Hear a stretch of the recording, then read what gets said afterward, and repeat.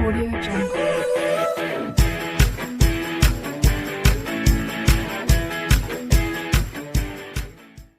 So now students, I will start chapter 5 Introduction to Euclid's Geometry. तो अब student ये बहुत इंपॉर्टेंट चैप्टर है, ठीक है। थोड़ा सा इसके लिए आपको अंडरस्टैंडिंग अच्छी रखनी होगी स्टूडेंट्स, ठीक है। बहुत सिंपल है। तो इसमें स्टूडेंट्स यूक्लिड्स ज्योमेट्री में हमें क्या बताया गया है, तो यूक्लिड्स ने कुछ ऐसी डेफिनेशन दी गई हैं जिनको हमें प्रूफ करने की आवश्यकता नहीं है, वो अपने आप में स्वयं प्रूफ होती हैं।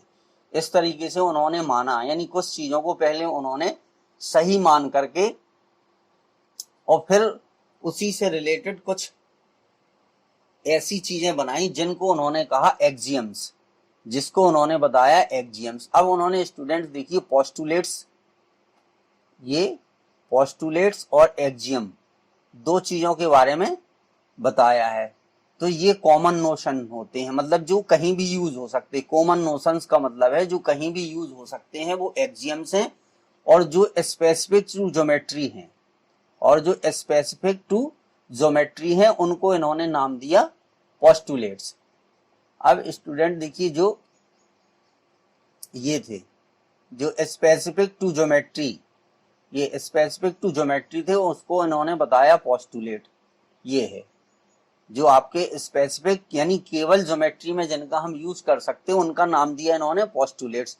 और जो कॉमन नोशंस थे, ठीक है, तो इसलिए मैंने इसको येलो से कर दिया। देखिए स्पेसिफिक टू ज्योमेट्री कौन है, पोस्टुलेट्स हैं, और कॉमन नोशंस हैं वो एक्सियम्स हैं। On the other hand were assumption used throughout mathematics and not specifically linked to geometry.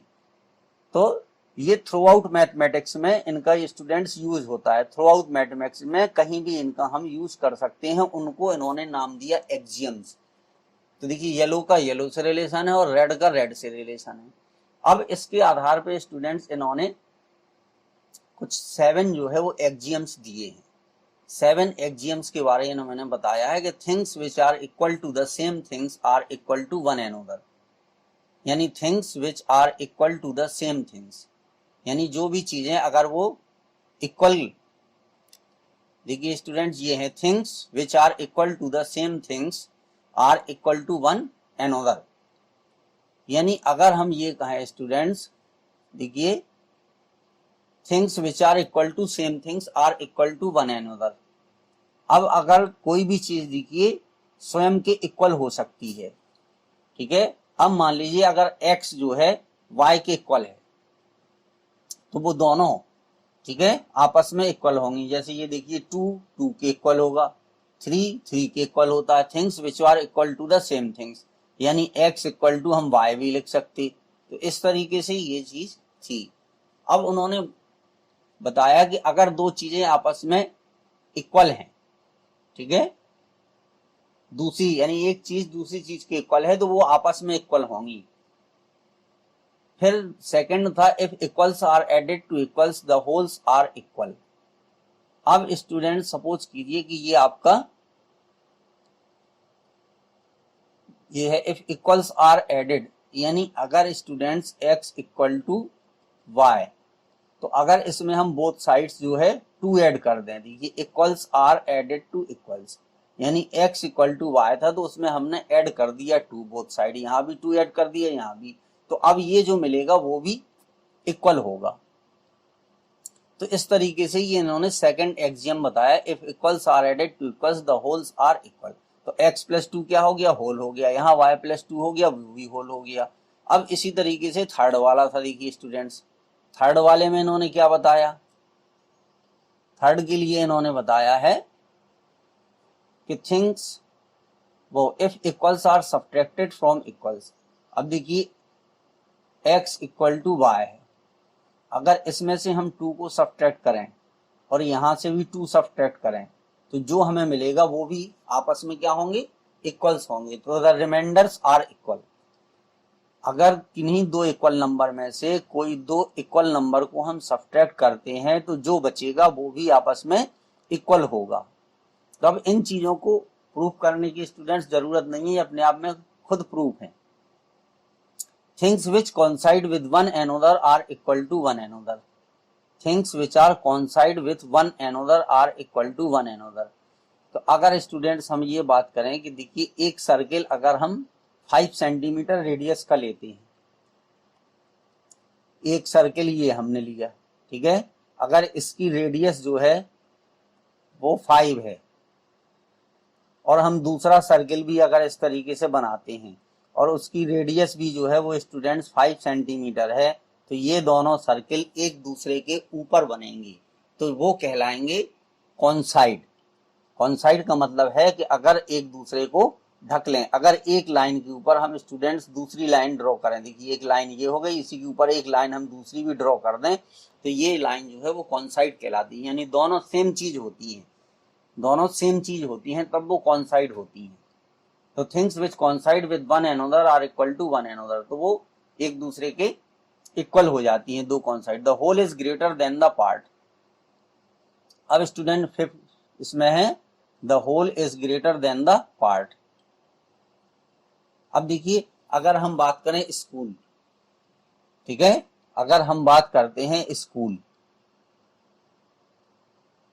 तो देखिए स्कूल हमारा जो है वो होल हो गया, और जो क्लासरूम अगर हम बात करें क्लासरूम, तो classroom is the part of school, तो classroom is whole, school is whole, ये स्कूल क्या हो गया, होल हो गया, और क्लासरूम क्या हो गया, ये पार्ट हो गया स्टूडेंट्स, ठीक है। तो इस तरीके भी हम बता सकते हैं। जैसे नेचुरल नंबर की अगर हम बात करें, नेचुरल नंबर की बात करें तो 1 2 3 is a part of a natural number, ठीक है, क्योंकि नेचुरल नंबर में बहुत सारे नंबर आते हैं, तो अगर हम नेचुरल नंबर को होल माने और उसमें से कोई भी नंबर ले लें, 10 ले लें, 100 ले लें, 50 ले लें, तो वो उस नेचुरल नंबर का पार्ट होंगे। ये इस तरीके से है एक, इसलिए हमने सिंपल एग्जांपल दिया कि अगर स्कूल को हम होल मानते हैं तो क्लासरूम उस स्कूल का एक पार्ट है। 6 में क्या है, things which are double on the same things are equal to one another. Things which are double of the same things are equal to one another. अब स्टूडेंट देखिए अगर इसमें ये है कि x इक्वल टू वाई दिया है, x equal to क्या दिया, y दिया है। अब अगर इसका हम इसमें बोथ साइड 2 से मल्टीप्लाई कर देते, यानी इसको हमने डबल कर दिया स्टूडेंट, तो अगर x इक्वल टू वाई था तो 2x इक्वल टू 2y भी होगा। तो अगर कोई दो चीजें हैं उनको अगर वो सेम है और उनको हम डबल कर देते हैं तब भी वो सेम रहेंगी।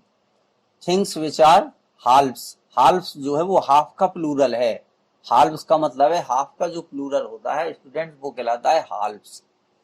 तो things which are halves of the same things are equal to one another.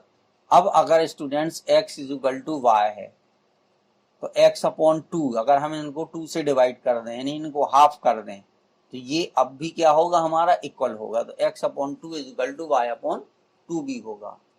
तो ये students introduction to Euclid's geometry, उम्मीद करते हैं कि आपको समझ में आ गया। पोस्टुलेट क्या है स्टूडेंट, जिसको हम स्पेसिफिक रूप से ज्योमेट्री में यूज करते हैं वो पोस्टुलेट्स हैं, और जिन्हें हम कहीं भी मैथमेटिक्स में, पूरे मैथमेटिक्स में कहीं भी यूज करते हैं वो कहलाते हैं axioms.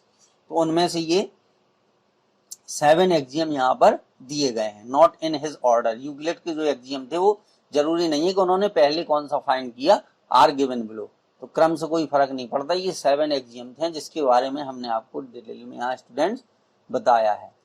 Thank you students, please हमारे चैनल को लाइक और सब्सक्राइब